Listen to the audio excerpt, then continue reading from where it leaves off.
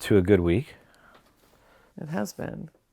To a good start to 2025, frankly. Exactly, yeah. Actually, we've had 2 major wins just since Well, 2 the new interesting year. wins because they, we'll talk about it later on, but basically at the end of cross-examination in one case, Crown conceded acquittal. And then in another case, partway through client's evidence, the Crown threw in the towel, mostly because of cross-examination, not understanding a spreadsheet we sent them with the forensic evidence. So those were 2 directed verdicts of not guilty, and that's pretty satisfying. I know. But one of the things that, we've kind of been asked to talk about, and we thought was really interesting too, is what are the hallmarks of false accusers? Yeah, so this is great. Hallmarks of a false accuser. And this is, I'm going to let you take lead on this, because I think this is a juicy topic, and it's a good topic for us because we've got so many cases under our belt. I mean, I don't know, I've cross-examined, 1,000 complainants more? You always just say 1,000. It keeps growing. You have to. But a lot, like a lot, over 32 years, right? I know. So we've got a wealth of information to draw on. So go ahead. So and we've talked a lot about motives that people have to make false allegations, and those are not necessarily things that you see in court. Just like it's just the general why would somebody lie kind of question. But what we're doing is a little bit different. We want to talk about actual behaviors, and one of the things, and it's kind of a term that's become really common for us, and we see it a lot too, is when a complainant shows an absolute lack of agency. And for people who don't know what agency means, that means your ability to take responsibility for your own choices and actions. Okay, so I gotta say this and give credit here. So one of the most interesting aspects of our union of your work and my work in defending on these cases is the expansion of language that we use in a criminal case. Yeah. Right? And we've had that before too. It's like, okay, I think we have a language problem. Well, I was in a trial, one of our first trials, like years ago now, and like 5 years ago. Yeah. And I kept drawn into this debate about consent with the complainant. And you were going, you have a language barrier with the complainant. You got to talk about what you agreed to. And you're absolutely right. I was hung up in it as well. Went back in and said, Miss whatever, I think we have a language barrier. And the judge tilted her head and goes, oh, this is interesting. And then I said, I just want to talk about what you agreed to. And it was a complete breakthrough. Language is so important, and varying language, and bringing in, you brought in some terms that are more akin to the feminist ideology, which I thought really worked well for us in both now, not only in cross-examination, but in our written closing submissions. Now, the expansion of other language you would not normally use in a criminal case, and language of lay people, which is something the way I've written for a long time, goes into our storytelling and everything. So it makes a huge difference. And lack of agency is not something you hear people cross-examine on much. You might say, well, you're not accepting you did this, you're not accepting. But we specifically use the term of lack of agency, and it's a massive hallmark here. Yeah, so and keep going. One of the things to understand about that too is that this is a tendency to blame other people for the things that happened without recognizing or acknowledging the choices and actions that were taken by the person themselves. Right. Whenever they're asked about those, they'll just start talking about somebody else instead, right? And the accused. Denying, and especially this happens when somebody's been drinking. They just say, well, I was drunk and therefore nothing I chose to do matters anymore. But it does. You're actually still responsible for your choices and actions, even if you're intoxicated, up into a certain point, where it can be established, which is a high bar, established that you're not capable of consent. So, and that leads to like the second point, exaggeration. Can we just stay on lack of agency for a moment? Okay, yeah. It's such a juicy area to cross-examine on. So let's put a little bit of meat to the bones here. So you made an excellent point. So in many cases, when we're dealing with somebody who's claiming an incapacity to consent, they'll say, I was drunk. As a result of me drinking, I don't take any responsibility for the things that I did during the course of any sexual interaction. But also, it's with respect to their lack of agency of drinking. Like somehow, the fucking guy made her drink, which is not fucking true. Right? Right. Yeah. Sorry to swear again, but like... It gets to be a little bit wishy-washy, actually, when they get kind of evasive about that kind of thing, too. Well, how did you end up with these drinks? How much did you drink? Oh, I don't really know. People kept bringing them to you. Which people? Well, and they just get really evasive about it. In a recent case, I'm sure I'm being repetitive from another podcast, but this was like one of the more juicier things. Like I just, so as you get, when you're taught about cross-examination, you go to the art forms and you always ask closed-ended questions. You direct a witness down a path, and you don't ask a lot of open-ended questions, except when you're really confident about where you're going and what you're doing, and they're gonna deliver stuff to you on an answer, and you just want to have fun with it. You ask an open-ended question. So I had this one complainant who was, in our case, was saying that our client was filling up her glass, right? Essentially forcing her to drink. Right? Mm-hmm. It was always full. He was always filling it. He had it pre-poured. Right? Mm-hmm. When I was cross-examining her, I said, "Oh, okay, so just for a second. So he's sitting across the table from you. Oh, I know where you're going. He's sitting across the table from you, okay? So you're at a table, he's over here, you're over here. Okay, so you say he fills up your glass. Okay, what happens next? Well, he filled it up again. Okay. And why is that? Because she drank it. Yeah, so let's just deal with the first glass. Just deal with the glass. What happened? That was so good. What happened? Well, he cheersed me. Okay. What happened with that glass and you? I want the relationship between you and the glass. There was a relationship. Tell me about your relationship with the glass of tequila. Please, tell me about the glass and your relationship.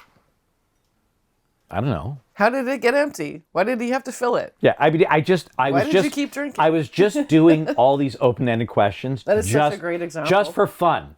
It was just fun. It was just sheer enjoyment. And the judge was looking at me going, you know what I'm doing, and this is fun. And you're going to quit because of this, okay? And she was like, okay, so you picked it up? Did the glass make it into your hand? Yes, it made it into my hand. What did you do with it then? Well, he filled it up again. No. The first glass is in your hand. Tell me what happens next. Because, like it was like forever to get it to her fucking lips and that she drank it, okay? Even better, she had made a big deal about saying that she did not want to drink that night. Right. And yet every time he put something in her cup, she made a decision to drink it. And fucking enjoyed it. Right? I'm going, and you drank it because you like it. Well, yeah, but, And they danced. Yeah, but it went on with so many things. So it's like, dancing. Did you dance with him? Well, he wanted to dance with me. Right. Oh, sorry. Did you put your arm around him? Yes. Were you moving to the music? Yes. Did you enjoy the music? Yes. So you were dancing with him. Like, it's just like, these things are sometimes just too juicy, but these are great examples of lack of agency. Where they want to blame somebody else in whether or not they directly do it. Yeah. They'll say, well, instead of answering the question, they say, well, this other thing happened, right? And it's like, well, nobody answered the question. Okay, what's your other one? He kissed me. Hold on. If I got this right, both of you went to the couch, correct? Yeah. Okay. You got on top of him. You straddled him and started kissing him and caressing his face. Mm-hmm. Eventually, I got the answer. Right. Yes, I did. But it takes a long time to get there because they'd be like, well, I don't really know because, I was drinking or something like that. It's like, yeah. So it was the lack of agency of her own interaction and enjoyment of the intimate contact she was having. But what happened and what the truth was, and she finally admitted it. But you got to come at it from different ways, and that's the key to a good cross-examination. She straddled him. She was kissing him. Yeah, she's not passed out. She was caressing his face and his hair. Doing so, yeah. And she did not, in chief, there's none of that. Didn't want to, lack of agency. It is a wonderful area to cross-examine on, and that language is golden. Okay, yeah. Number 2. And it is somewhat tied. It's like, we see a lot of exaggeration and kind of dramatic behavior. So, and this especially ties into the amount of alcohol consumed. So like we've had a few where they basically describe themselves as comatose. Catatonic. Pretty Literally much. fucking catatonic. Yeah. When there's witnesses. No, I'm serious. Like, this was another good one recently. Yeah. And not the only one where they, this kind of ties into people saying, I think maybe I was drugged, but there's no evidence of drugs. And That's right. there's evidence of alcohol. Well, but, just saying I was drugged is a great throwaway when there's no evidence of you being drugged. Right. Let's say you had a blood test. There's just no evidence of it, or a urine test, but you're just throwing it out there to get rid of your agency. Yeah. But we get into these ones where it's just like, I was pretty much comatose, couldn't move my arms, couldn't move my legs, couldn't speak, all these other things. And it was just like, I'm sorry, you do know there's witnesses, right? So this is a perfect example. So exaggeration and drama.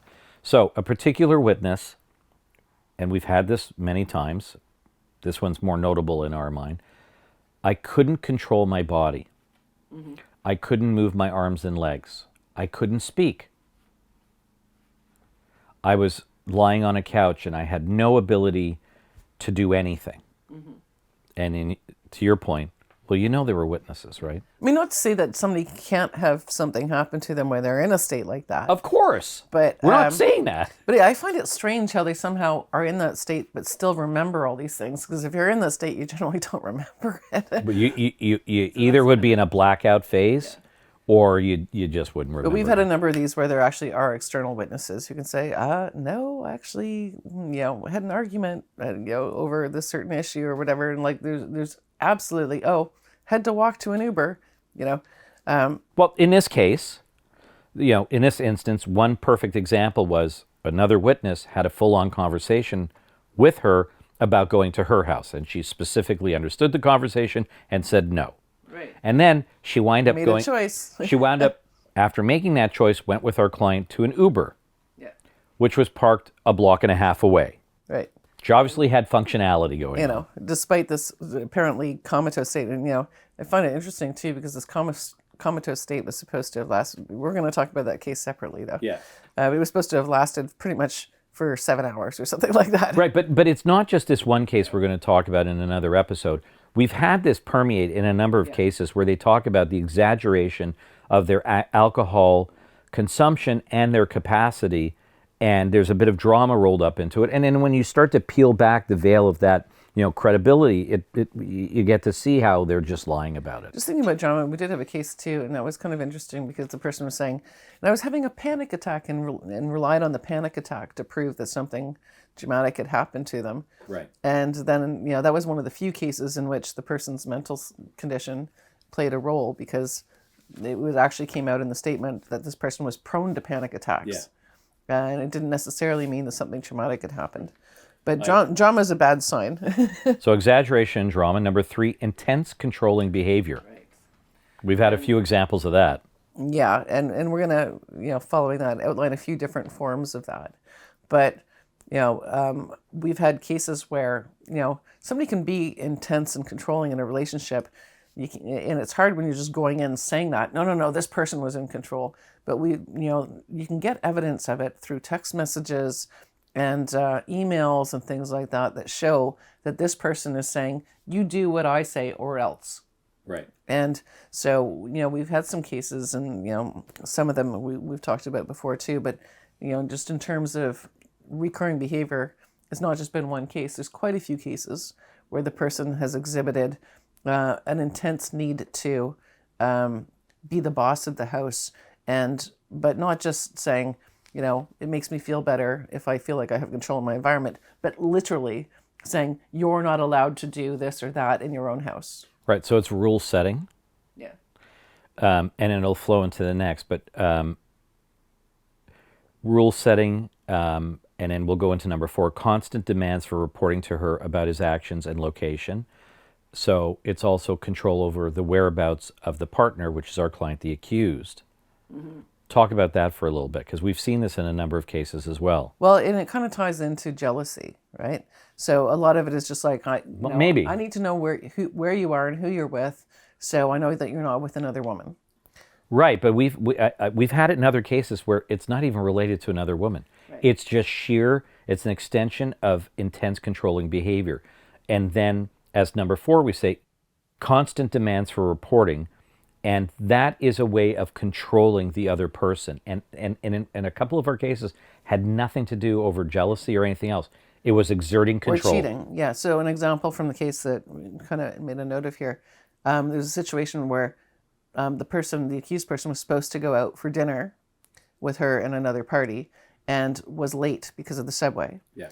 And then it was a whole punishment thing that happened because the whole time he's on the subway without any reception, couldn't give updates. And in fact, even if he could, he wouldn't be able to give an estimate for when he was going to be there because there was a subway delay. Yeah.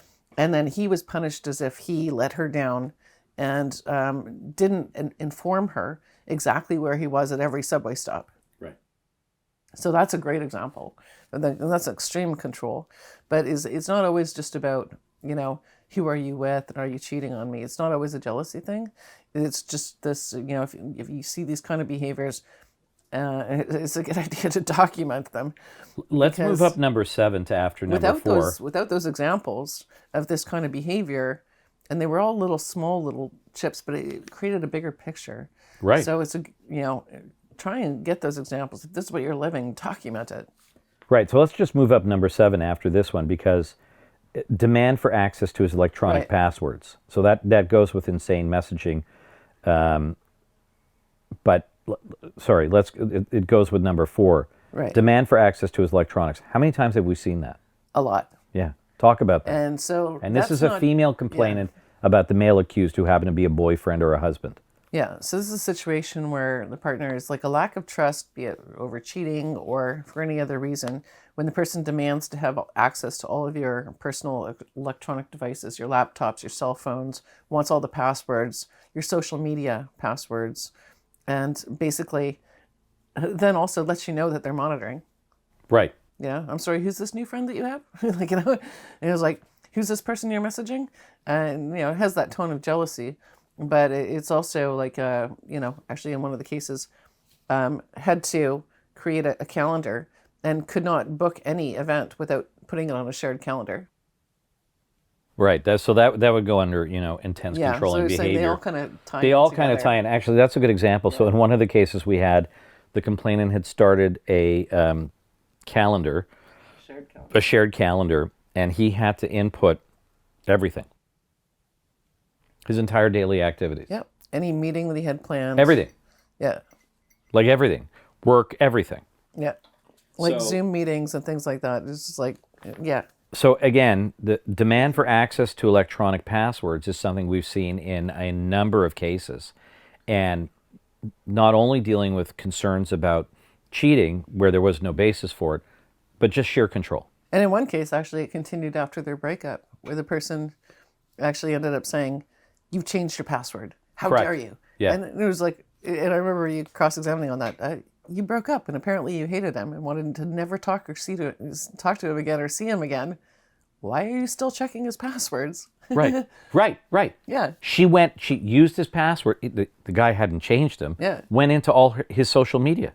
Mm-hmm. After they broke up, and she's, her complaint and part of her narrative is that she wanted to never hear he was practically stalking her, and she wanted nothing to do with him. That's right. Yet she was still saying, "How dare you change your password? I can't trust you. You lie to me." Bye-bye. Yeah. Number 5. So yeah. So then we had this recently at the beginning of the year. It was a situation where there's a series of messages in which there was a fight, and this complainant, just I don't even know how she got anything else done that day, because it was just it was 200 pages. 200 pages. That covered a day and a half. 2 days. Yeah, it was just under 2 days. But a regular theme of it was, "How dare you? You're not allowed to break up with me." So you've titled this as number 5, Insane Messages, Controlling the Relationship. Mm-hmm. And in this example was, he was trying to break up with her. And for 2 days, unrelenting messaging from the complainant that you are, in essence, not allowed to break up with me. Yeah. Who are you? And then messages that we're talking about, culturally, "You're beneath me. You're, how dare you insult me?" Do you remember your last name? Yeah. Do you remember those? Yeah. It was a cultural diss. It was a cultural diss. And basically it was just and then we had a message, "If you break up with me, I will make you pay for it," basically. Well, she did. She did. Yeah. Fortunately, we won. I know. But it was like 200 pages of the same thing over and over again, mixed up with, oh my God, I feel so sick right now, I can't eat. You know, you have all this nice food at your place and I have nothing. I have nothing, I'm crying. I feel so bad. And then going right back to that anger and saying, you know, how dare you? How dare you break up with me? And that's one of those messages. You know what? To both genders, anyone's allowed to break up with you whenever they want. That's right. I think we can also term number 5 as manipulation. Yeah. Right. And we've seen this again in a number of cases, like a lot of cases. I mean, we've done so many cases, but there is you can see the pattern through messages and other forms of evidence of one of the parties. The complainant's always in our cases is an active manipulator, and that's a perfect example of it. Yeah. And we also have kind of, it's a little bit, you know. Number 6? Are you on to number 6? It's not under, number 6 is you know, is not quite as common, but when you have some evidence. It happens. Like yeah, it does happen. But, and we've had a few cases like this, but when you can show that the complainant is actually themselves guilty of erratic acts of violence, and that can include, like one case where we had photographs of the guy beaten black and blue, and those photographs connected to the earlier ones had been deleted from his electronic devices and then thankfully recovered. But then we also have things like evidence that can be documented. You broke a dish, right? Like, and so in text messages, they're confronted with acts of violence that they've done. And these erratic acts of violence, usually when they become, you know, evident in some of the, you know, the material, hopefully that the accused has, go usually in complete contradiction to what the complainant has said. Right? I was sitting there afraid. I never did anything. I never fought back because I was afraid of what would happen. I didn't report because I was scared. And it's usually like that. They paint themselves as complete, helpless, you know, puppet who's just sitting there in a corner hoping they don't get beaten. They always paint it under the coercive control of the accused. They always paint it as being under the coercive control of the accused so that they are unable to do anything in the relationship and are absolutely fearful to spark the anger of the accused, and therefore we're scared to ever report. However, we've had examples in a number of cases of these erratic outbursts of violence, and and only when they're documented do you get headway in this. Right? So and fortunately, we've had it's clients. A reversal. That's what you see as a reversal. I mean, a lot of times, and we know from studies, it can be reciprocal violence. Sure. But the complainants usually go in, you know, completely denying any violence on their own part, usually. 100%. So in several of the cases that we've had, which we draw this number 6 out of, we've had, fortunately, recovered evidence of abuse of our client. And in every single one of those cases, the complainant adamantly denied any aggressiveness or inappropriate conduct, including verbal inappropriate conduct or abusive conduct, either verbally or physically. They were always portraying themselves as being coercively controlled by our client and terrified to do anything to spark their anger. Yet, in these cases, we fortunately were able to have evidence showing that our client or clients had been physically abused. When you're saying clients, that's important. To, like, the things on this list, these aren't just singular cases. Like, we are see not. These over and over. It would be wrong for us to try and suggest that these are hallmarks based on 1 or 2 cases. This is not. This is based on, you know, we're having done like lots and lots and lots of these cases. So we're drawing on that data in order to provide this. So then I had like denial of the obvious because I mean, we had a recent example, but we've had this over and over again too. And this is one of the things that's always bad for credibility. When you ask them a question, did you do this thing? And they'll be like, no. And then you say, okay, well, do you recognize this message or do you recognize this picture? Right? And they'll be like, you know, I have no idea what that is. And then eventually they admit, okay, yeah, because they realize that you can prove that they sent the message or they did that thing, right? Yeah, it's crazy how, you know, did you ever yell at him? No. Did you ever, you know, write to him that he's a fucking asshole? Did you ever write to him that he's a piece of shit and should die? No, I was never like that.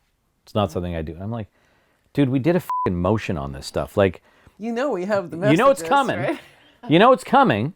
And then there's these messages are like, what the did you do? I can't believe you did this. How dare you do this? You piece of shit. I hope you die the most horrible death on earth, right? Like, horrible stuff. I hope you die childless. No, I hope you die from cancer. I hope you rot in hell. I hope, like, we're talking like vile shit, right? Yeah. And it's like, they're literally, look, anybody's but their capable of narrative whatever. is that they were always afraid and they never stood up for themselves. I know. Again, drawn on not but one, they deny it. not two, not three, but multiple cases This is we've the point. had. They deny it, knowing that we have the messages. That's why it's a And hallmark just of a why false would you? accuser. Yeah. An inability to accept or admit the obvious of certain things that you may have done wrong in a relationship. And if a witness does that, that doesn't mean that they're not credible about what abuse they're describing. But when they do this, you know they're a liar. Right.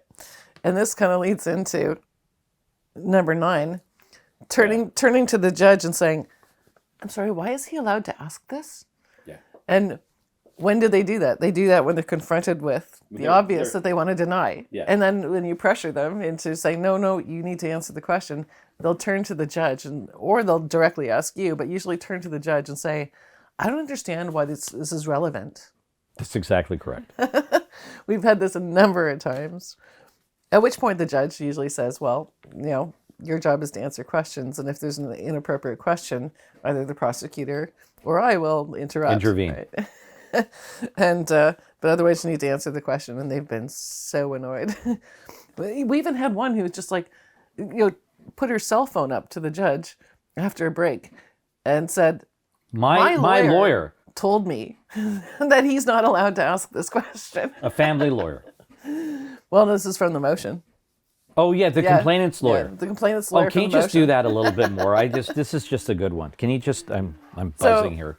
So there was like Which offspring wants me? It was an historic complaint from like 20 years earlier, and we had a pretrial motion, and she was shocked that he had kept this one memento that she'd given him that proved they were in a relationship, and so we had a pretrial motion, and it was decided that that particular document was not a record, no expectation of privacy. We could ask about it, and I guess she got misinformed because she was allowed a lawyer on the motion.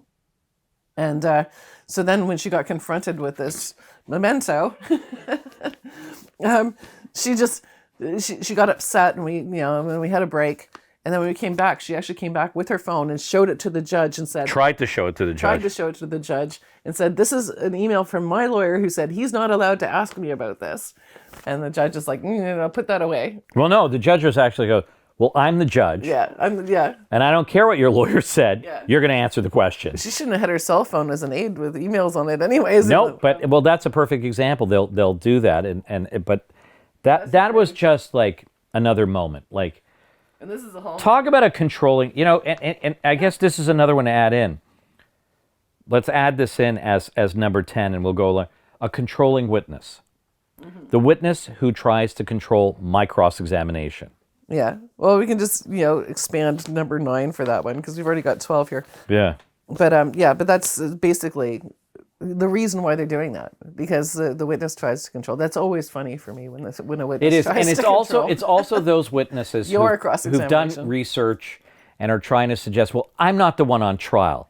Why are you asking me these questions? I'm not the one on trial. He's the one who's the abuser. Mm-hmm. And it's like, that's not for you to decide. No, and that controlling, manipulative behavior during cross-examination is a hallmark of a false accuser.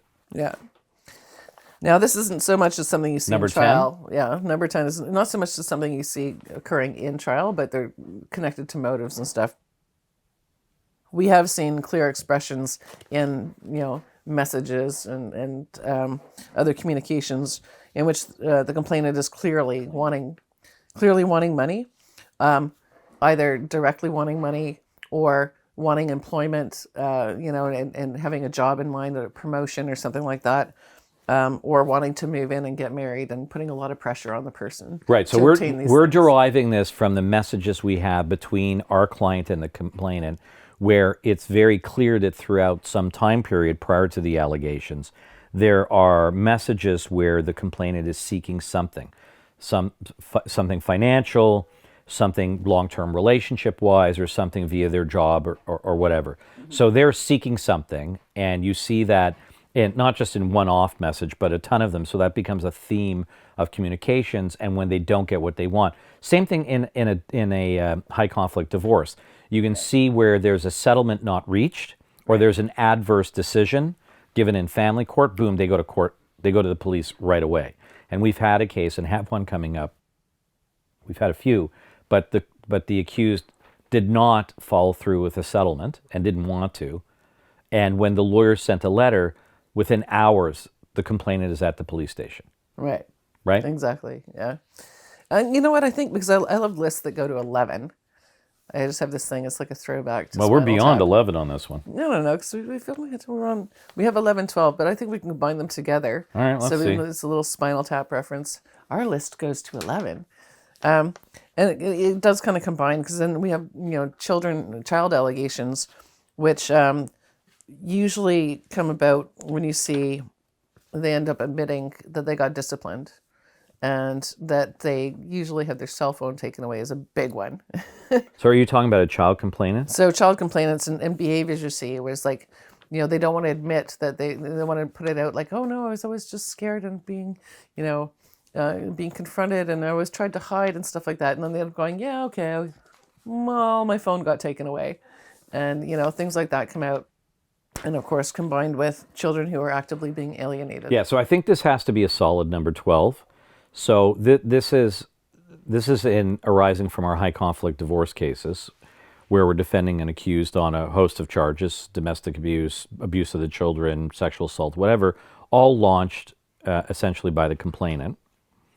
And you will see on a regular and consistent basis in the family court filings, and then in the statement of the complainant, evidence of alienation, clear evidence of parental alienation, clear control over access, clear denial of access, all sorts of shit to try and prevent the other parent from getting access to the child. Yeah. And that is 100%.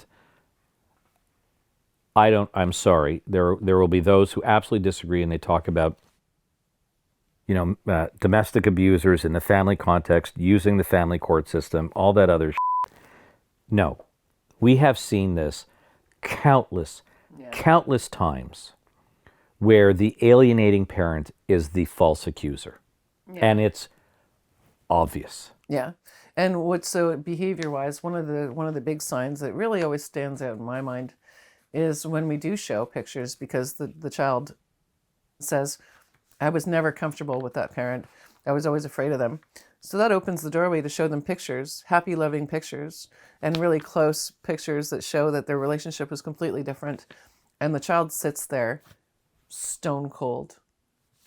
No emotion whatsoever. Right. I mean, look, we had a recent case, and there's a lot of these where there's video, because they're separated, but he's going out actually with the children, and the complainant came along, and she's being very controlling about the behavior, but the kids are having an amazing time. And he's just a loving parent. He's taking videos, they're goofing around, they're having a ball, loving, hugging, all sorts of wonderful emotive behavior. You can tell it's a bonded relationship with the children. And then he doesn't want to get back together. He's resisting the messages that we had of reconciliation.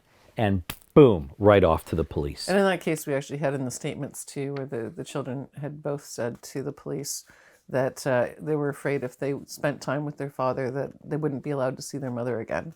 She specifically, we've seen this in so many cases where the complainant has told the children, I'll die if I don't have you in my lives. Your father's going to take you away from me. I won't see you again. Countless cases. And you get it. You get the evidence eventually.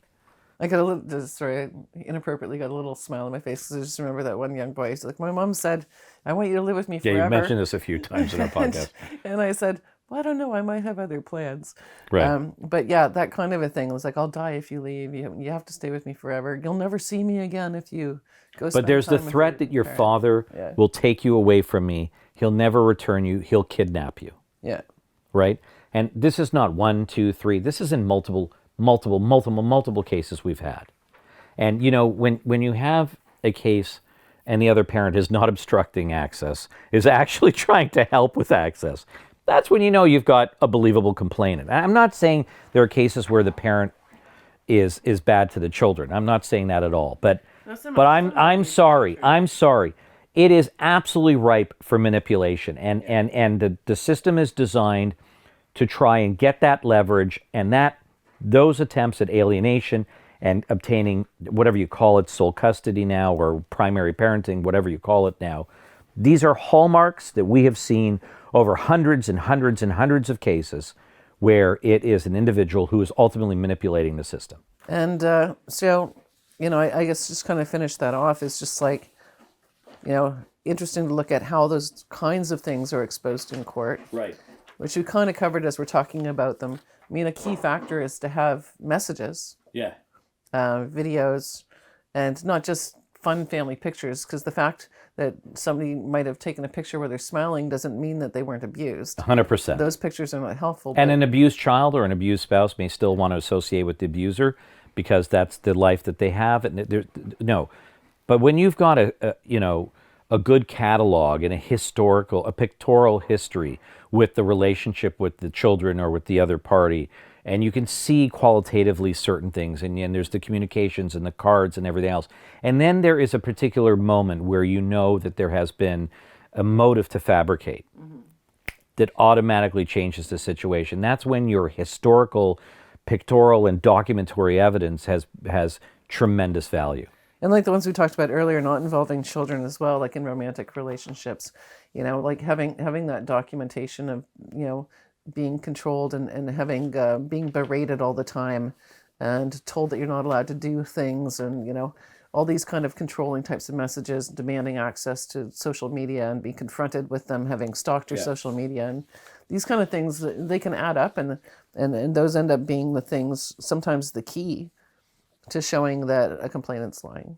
So and so this is interesting, and we kind of just talked about this last week and thought this would make an interesting episode, because over the course of 1,000 more cases, you really do come up, and we talk about the data that we have, that I wish we could get an academic study going, but we're still not finding that person, where if you sift through the transcripts, if you sift through the evidence, the applications we write, you're going to find a statistically significant amount of cases where you've got proven motive to fabricate, you've got fabrication established, and these are truly hallmarks. And I think it's important to keep in mind, and these should be used as investigative tools, frankly. It was kind of interesting, I think, for us too to go through and kind of come up with this list of the main things. Well, it doesn't hurt for cross-examination, right? When you go into a cross-examination, you're looking to draw out these hallmarks. So that's a good one. I'm going to coffee tap. I just ran out of coffee. Hopefully this was interesting. We can do pillow talk. Yeah, don't forget to like, comment, subscribe, share, and tell all your friends. Yeah, and again, the questions and comments are extremely instrumental and helpful in us putting together material that you want to hear. So thank you very much, and thanks for your viewership, and stay warm out there if you're in the north. Good night, guys.